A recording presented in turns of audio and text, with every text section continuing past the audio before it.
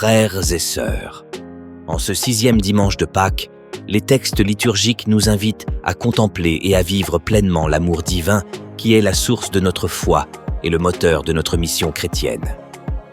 À travers ce texte, nous découvrons comment l'amour de Dieu nous transforme et nous pousse à transformer le monde autour de nous. La première lecture des Actes des Apôtres nous montre un moment décisif. L'Esprit Saint est répandu sur les païens.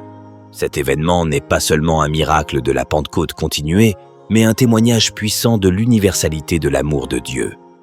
Pierre comprend que l'amour de Dieu transcende les frontières culturelles et ethniques, affirmant que quiconque craint Dieu et pratique la justice est agréable à ses yeux.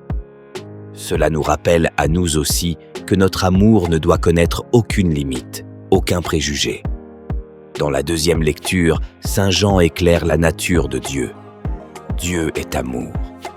Il va plus loin en expliquant que l'amour véritable n'est pas simplement un sentiment, mais une action. Dieu a envoyé son Fils pour nous sauver.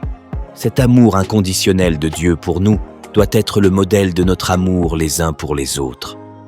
Aimer comme Dieu aime signifie aimer sans condition, sans attendre en retour, prêts à se sacrifier pour le bien de l'autre.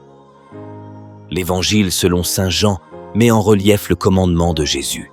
Aimez-vous les uns les autres comme je vous ai aimés.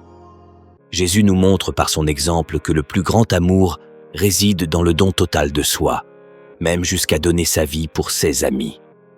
Il nous appelle à demeurer dans son amour, ce qui signifie vivre selon ses commandements et maintenir une relation vivante et active avec lui.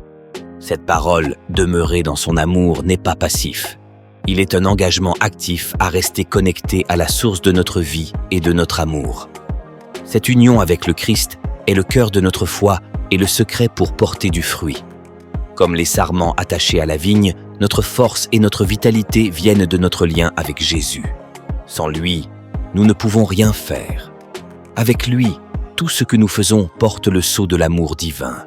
Et donc, chers frères et sœurs, nous sommes appelés aujourd'hui à être des témoins de cet amour. Notre monde, souvent brisé et divisé par la haine et l'indifférence, a désespérément besoin de témoins de l'amour de Dieu. Que nos paroles, nos actions et surtout notre manière de traiter les autres soient le reflet de cet amour que nous avons reçu. Que cet amour soit notre mission, notre témoignage, notre identité en tant que disciples de Christ. Que la grâce de notre Seigneur Jésus-Christ, l'amour de Dieu le Père et la communion du Saint-Esprit soient toujours avec nous tous pour nous guider et nous renforcer dans cette mission.